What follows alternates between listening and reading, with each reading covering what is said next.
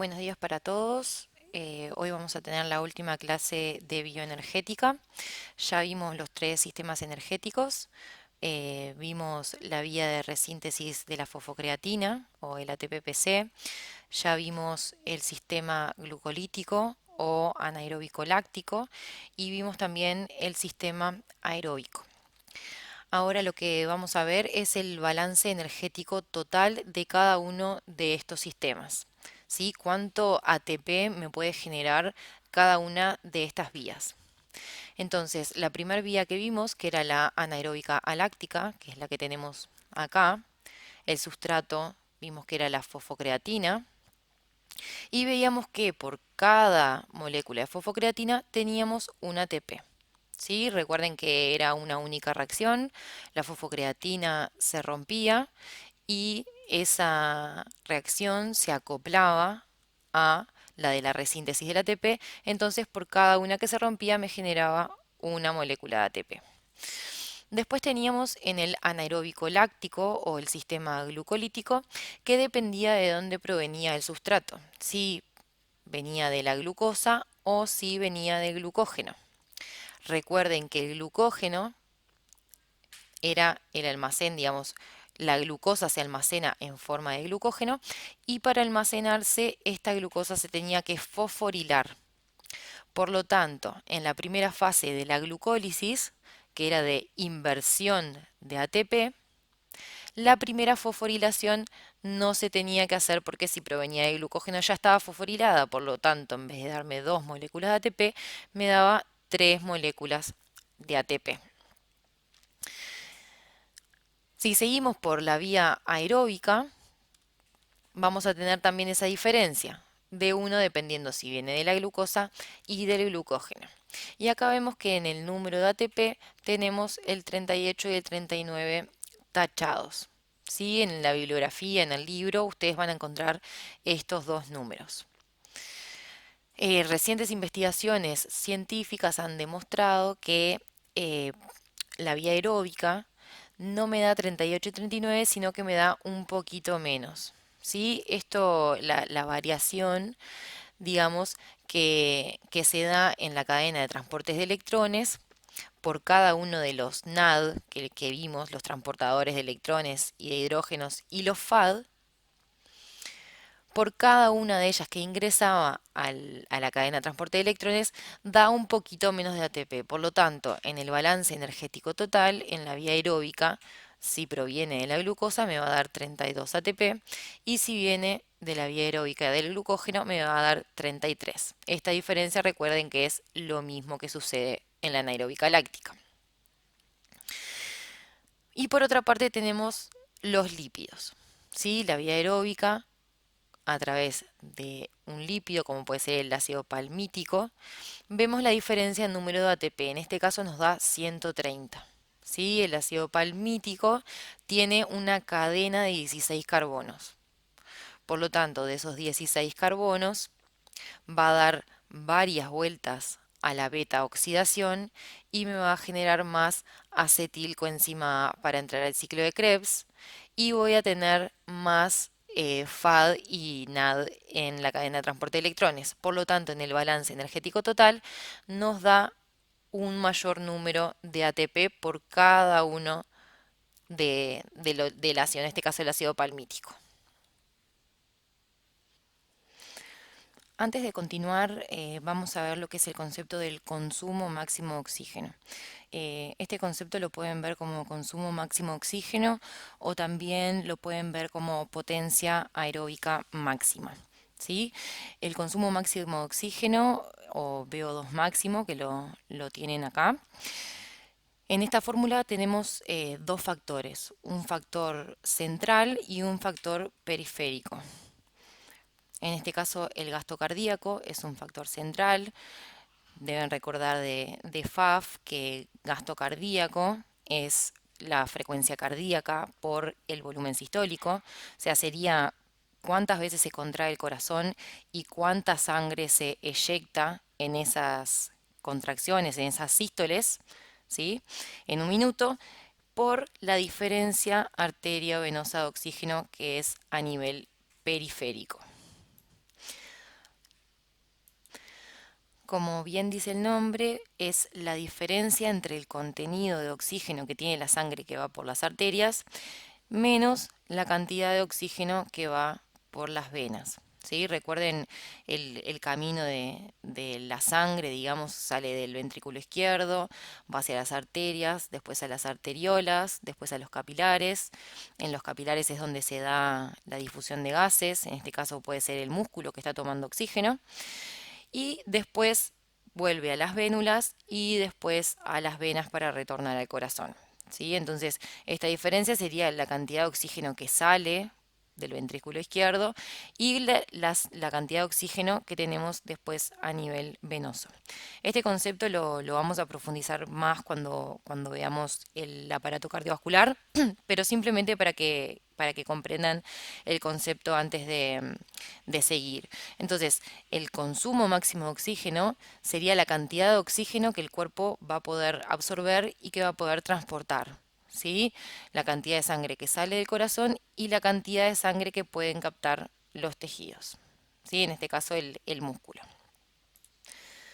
Si observamos las características principales de las vías metabólicas, vamos a tener este cuadro, que algunos ya lo vimos en el vivo, pero para que les quede a todos vamos a volver a realizarlo, ¿sí?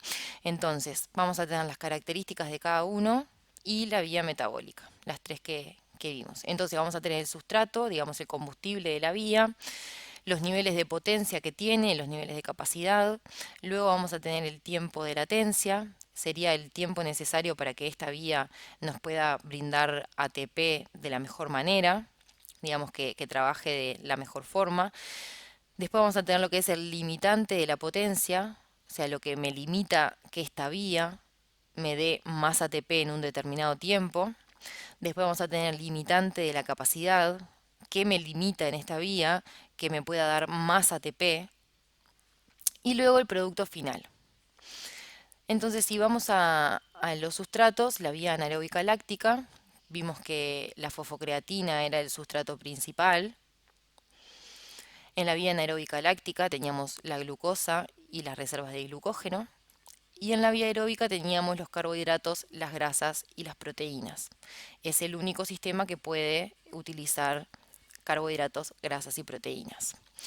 Si vemos los niveles de potencia, tenemos que la vía anaeróbica aláctica tiene una potencia alta, me puede dar mucho ATP en menor tiempo. Después tenemos la vía anaeróbica láctica, que tiene una potencia media, y la vía aeróbica, que tiene una potencia baja. Y en términos de capacidad, al revés. Tenemos que la vía anaeróbica láctica, si bien me puede dar mucho ATP en poco tiempo, las reservas son bajas, por lo tanto no tiene tanta capacidad. Después tenemos la vía anaeróbica láctica, que tiene capacidad media, y la vía aeróbica, que tiene una capacidad alta. ¿Sí? Me puede dar mucho ATP esa vía. Cuando vemos tiempo de latencia, vemos que en la vía anaeróbica láctica es nulo.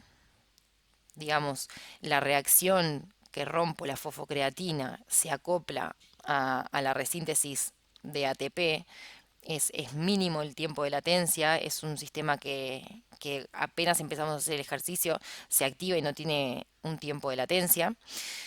En la vía anaeróbica láctica tenemos aproximadamente 15-30 segundos. Recuerden que estos tiempos también dependen mucho del nivel de entrenamiento y de la persona. Por eso hay variaciones y hay un intervalo de tiempo.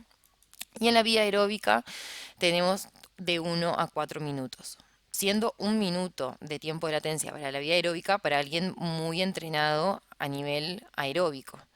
No sé, por ejemplo, un maratonista. ¿Sí? Y después tenemos los limitantes de la potencia. En el caso de la vía anaeróbica aláctica, vamos a tener que el limitante de la potencia es el ATP y la velocidad enzimática. ¿Sí? Recuerden que teníamos unas bajas reservas de ATP, pero a su vez la velocidad enzimática, o sea, cuán rápido la creatinquinasa rompa la fosfocreatina, va a ser más rápido que voy a tener ese ATP. Si yo tengo mucho ATP en un corto tiempo, o sea, si yo lo tengo más rápido, voy a tener más potencia. ¿Sí? Por lo tanto, si la velocidad enzimática es menor, me va a estar limitando la potencia. En la vía anaeróbica láctica, lo que es la velocidad enzimática, recuerden en la glucólisis, las 10 reacciones, cuanto más rápidas sean, voy a pasar más rápidamente de la glucosa al lactato. Y en la vía aeróbica lo que me va a limitar la potencia es el consumo máximo de oxígeno, lo que es la potencia aeróbica.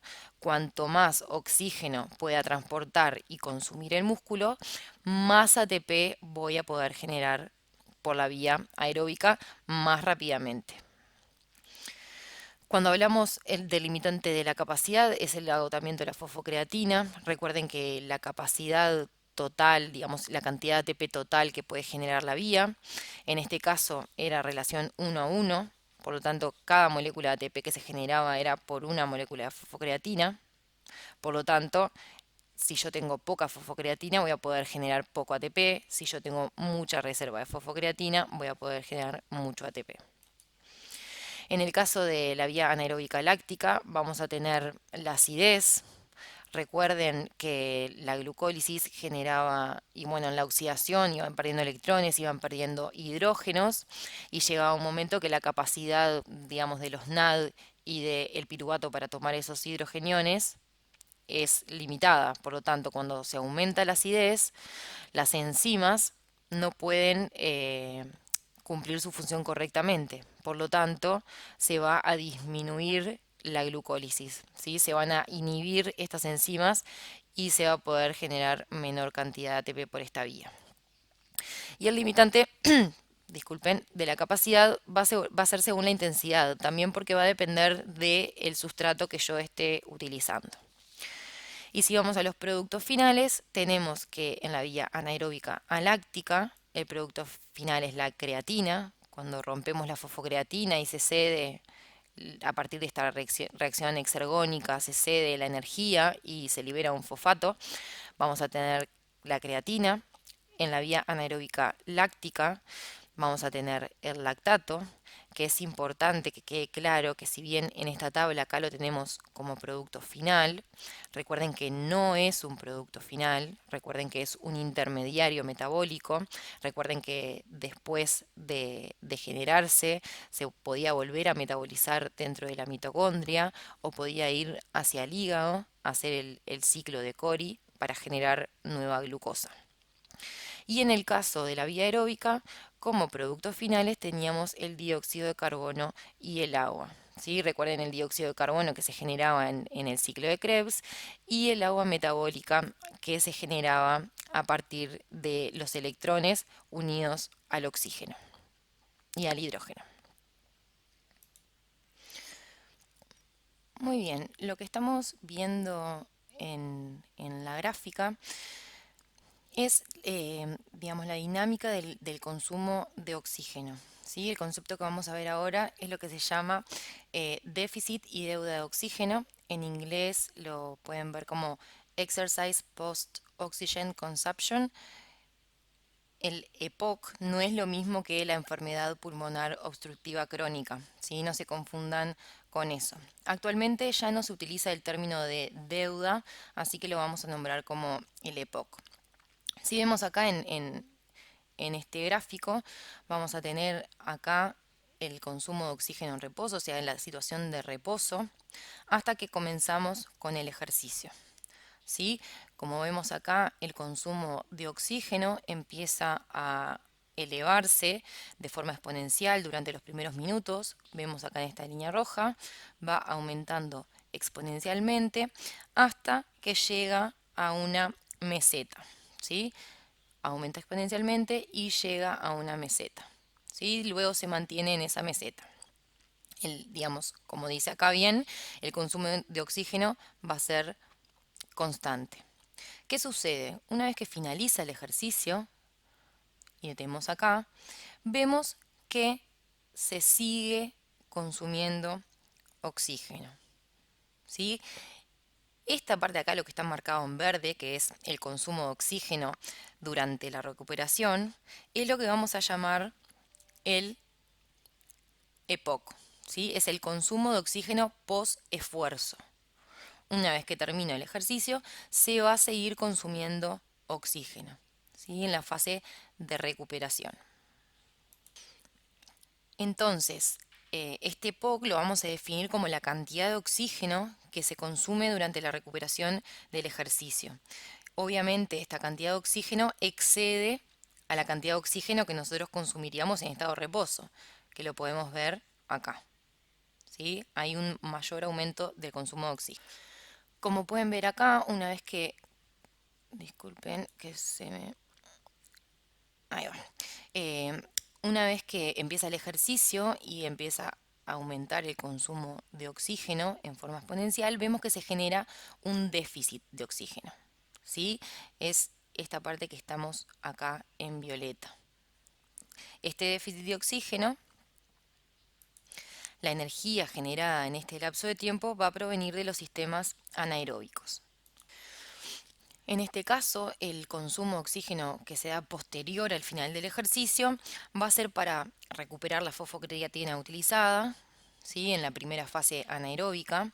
Recuerden que la resíntesis de la fosfocreatina, ¿sí? Provenía del sistema aeróbico y por eso encontrábamos diferencias entre las fibras lentas y las fibras rápidas en lo que es la resíntesis.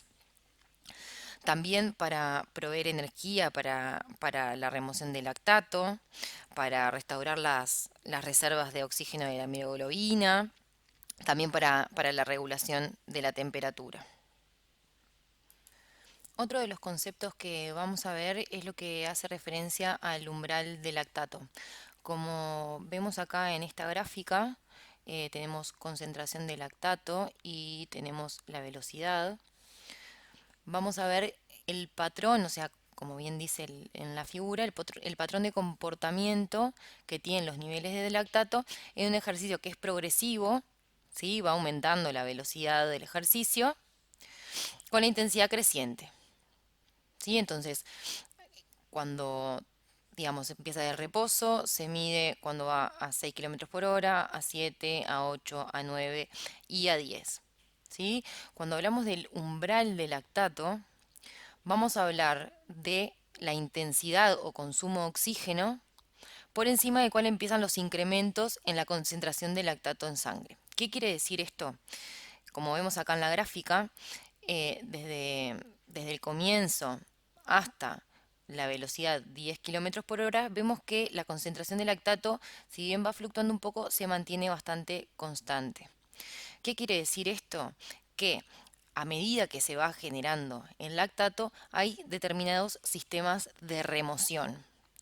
Por ejemplo, imagínense que ustedes van en un bote, ¿sí? Y este bote tiene un agujero que le entra agua, ¿sí? Entonces, a medida que va entrando agua en el bote, ustedes pueden ir sacando con un balde la misma cantidad de agua que está entrando. Por lo tanto, el barco no se hunde, ¿sí? ¿Qué pasa? Si este agujero, esta cantidad de agua que entra es cada vez mayor y ustedes no pueden sacar la misma cantidad de agua, lo que va a suceder es que va a haber una acumulación de agua en el bote y se va a terminar hundiendo. Con el lactato pasa algo similar. A medida que se va generando, hay determinados sistemas que lo van removiendo como nosotros sacaríamos el agua del bote.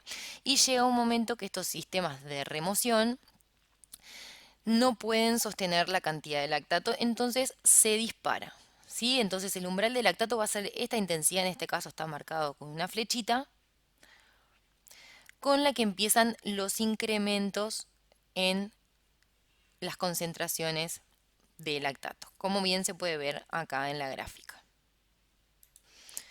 Una forma de realizar, digamos, este test sería si estamos, por ejemplo, en una pista de atletismo, ¿sí? La primera vuelta la haríamos a 6 kilómetros por hora, se mediría el lactato, la segunda vuelta la haríamos en 7 kilómetros por hora y volveríamos a medir, la siguiente vuelta a 8 y volvemos a medir, a 9 la siguiente vuelta y así sucesivamente y vamos a luego formar una gráfica para saber a qué intensidad estuvo este umbral. ¿Qué va a suceder a medida que va dando cada una de las vueltas y va aumentando la intensidad? Voy a tener una demanda más grande de ATP. Por lo tanto, esta demanda de ATP va a significar que yo tenga que romper más glucosa y glucógeno. ¿Sí? Se dé más la glucólisis y aumente cada vez más la producción de lactato. El umbral de lactato nos sirve, por ejemplo, como un indicador de progreso. Em, si reiteramos el test, vamos a ver que esto se va a ir corriendo. Ahora lo vamos a ver en otra gráfica. Tiene varias utilidades prácticas. También nos permite determinar lo que es la transición aeróbica y anaeróbica.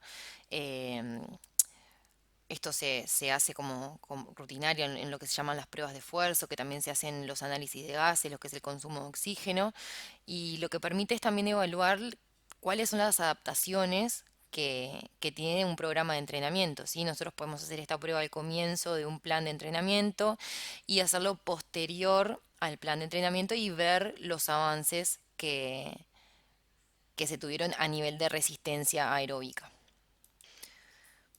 Si vemos esta gráfica del umbral de lactato y el ejercicio, vamos a ver en azul la medición previo al entrenamiento y en rojo después de un programa de entrenamiento.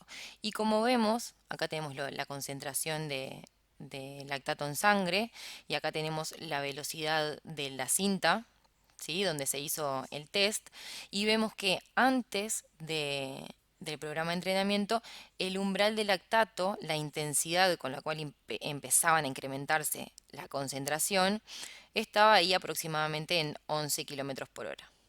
¿Sí? Si vemos, se vuelve a repetir el mismo test después del programa de entrenamiento y vemos que el umbral de lactato está más cercano a 14. ¿Qué nos permite esto? Cuando nosotros estamos realizando ejercicio y nosotros superamos el umbral de lactato, esto significa que no voy a poder seguir muchos minutos más realizando el ejercicio. ¿Sí? Voy a llegar al agotamiento. Por lo tanto, cuanto más corrido hacia la derecha, digamos, cuanta más intensidad yo pueda realizar sin llegar al umbral de lactato, voy a poder, por ejemplo, en el caso de correr, voy a poder correr más rápido sin agotarme. ¿Sí? Por ejemplo, antes del entrenamiento, si corría a 10 kilómetros por hora, estaba ahí ya cerquita. Sin embargo, acá quizás pueda correr a 13 kilómetros por hora y todavía no llegué al umbral de lactato. Estas mediciones de lactato, por ejemplo, puede ayudar a determinar lo que se llama la velocidad crucero. ¿Sí? Mantener una velocidad durante una distancia muy larga. Por ejemplo, en pruebas competitivas que son de larga duración, como por ejemplo puede ser el maratón, tener claro dónde está el umbral de lactato me puede permitir, en este caso, por ejemplo, después del entrenamiento, decir, bueno, si corres a 13 kilómetros por hora durante toda la carrera, no vas a llegar a tu umbral. Por lo tanto, esa sería eh, la velocidad crucero. Velocidades por debajo del umbral. Ya sabemos que si esta persona corre a 15, probablemente empiece a haber una acumulación de lactato en el ejercicio y no pueda proseguir o no pueda completar la prueba. Muy bien, esto ha sido todo de bioenergética. Este era el último video, nos quedaban estos dos conceptos y hacer un poco el cierre. Ya saben que cualquier consulta, cualquier duda nos pueden escribir en el foro de cada uno de sus reducidos y bueno, ahí vamos a ir viendo las dudas que se vayan generando. Bueno, les mando un beso.